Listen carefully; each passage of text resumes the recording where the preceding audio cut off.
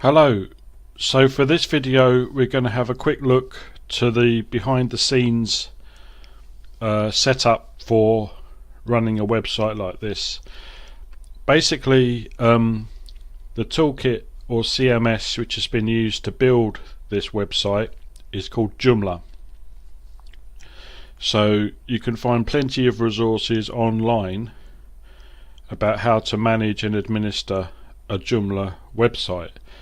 But having said that, I'm still going to show you some of the specific features to this website that I think need to be drawn or have attention drawn to them. So to authenticate, we just add the word administrator to the end of our website's URL, click the enter key and authenticate with our credentials.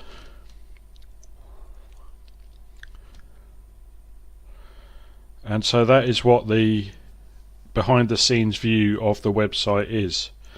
As I mentioned, there's plenty of resources to explain all these different menus to you if you look online.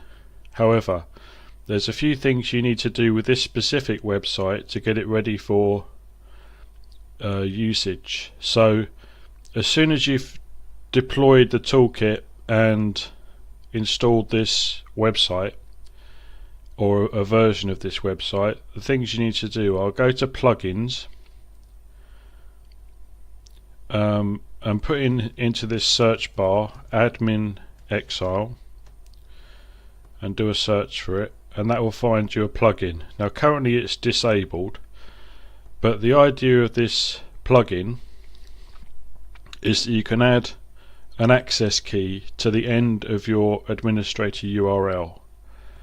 The reason for that is that every Joomla site has the word administrator to access its behind the scenes operation. So you could go around the internet, type in, imagine Facebook was built with Joomla. If you typed in www.facebook.com/administrator, it would take you to the administrator prompt, for Joomla. So people can search the internet looking for Joomla sites in that way, and then once they know, right, it's a Joomla site, then any attacks or hacking attempts know to target Joomla. So the idea here is to add an access key which makes it unique, so that the administrator keyword when added to your website doesn't return any information basically about what type of website it is. So you need to dream up an access key that you can remember, and it is important that you remember it, and you add it to the end of your administrator URL whenever you want to access the backend basically. So it's a secret key, right, that nobody else knows.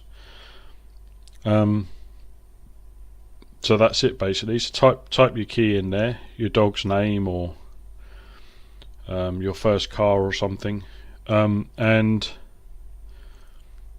that makes it harder for people to detect what CMS you're running basically. Not impossible for them to detect it, but it just makes it a bit harder, which is always a good thing. So close that down. The other thing that needs to be done is if you go down these menus here, Community Builder, you go to User Management, you'll find a whole bunch of users already set up. Now you need to change the passwords on every single one of these users, because they're all just set to a single default password. So as soon as you tell the adverts manager if you didn't change it, then if you told the adverts manager what the password is, he'd have access to all these different accounts.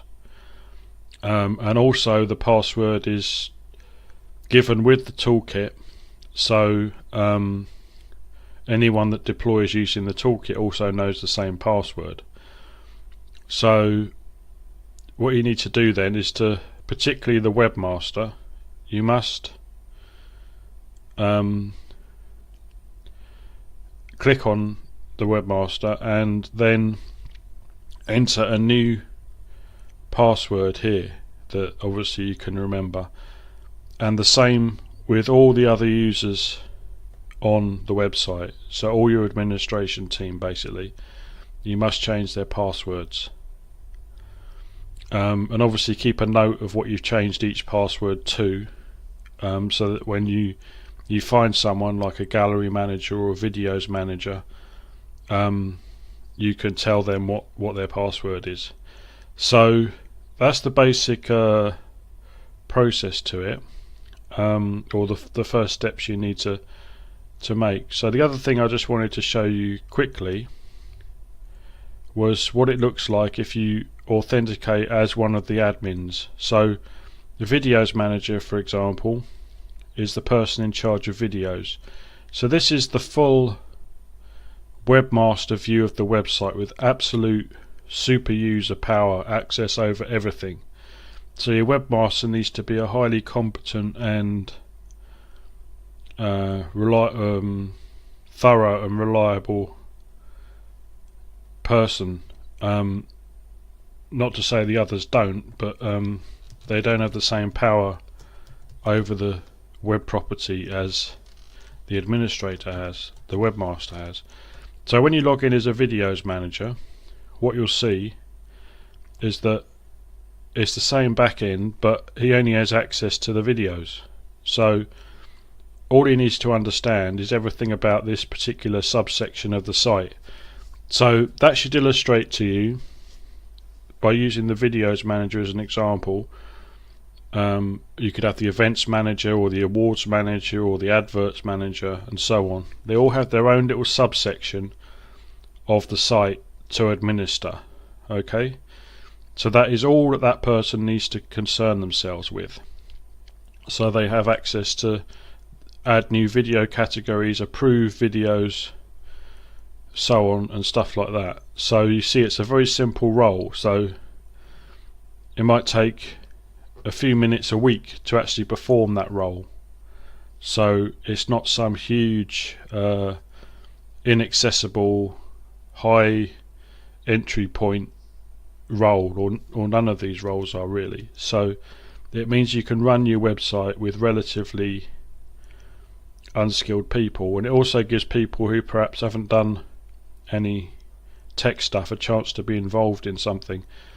And you know, it's always good for their CV, the idea that they've helped in the running of a community site. So if we look back to what the webmaster can see, we can see that the videos manager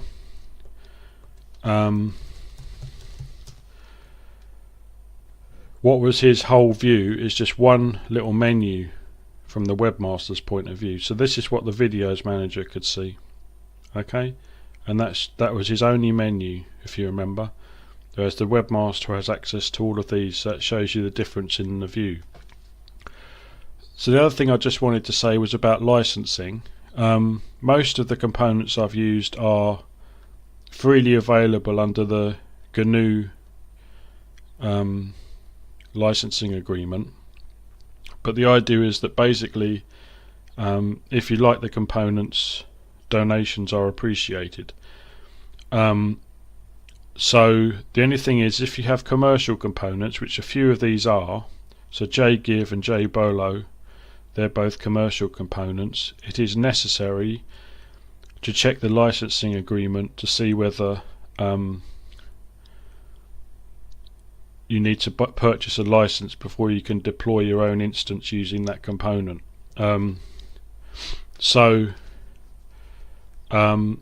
There's a few components that you might need to buy licenses to, that's all I'm saying. So it's down to each. I haven't really checked, to be honest, but it's down to each person to check each of these components here and ensure that they have all the necessary licenses for running their own version of this site. So there shouldn't be many of them. That's free, that's free, that's free, that's free, that's free. I used the free version of that one. That's free, that's free, that's commercial, free, free, free, free, commercial, free, commercial, commercial, free, free, free, free, free, commercial, free, free, free, free, free, free, free, free, free, free, free, free, free, free. So the ones that I've said are commercial are the ones that need to be checked for licensing agreements, basically. So a lot of the ones that I've said are free. For example, this one, or was it that, or some of them anyway, they provide free versions of their components, and if you buy the commercial version you get more functionality. So I think it was or it has some limitations on it. So this one, I think, JSN Uniform, that's the free version of it, so it has it's limited to creating 2 or 3 forms. If you want to create more you need to buy the commercial version. So that's it really. Similarly with this security check one, I just used the free version. If you buy the commercial version there's a lot more stringent security checks made, so it checks for things like cross-site scripting and stuff like that. So that's the back end really of the website. The rest of it is an exercise in learning how to use the Joomla system. So thanks for that.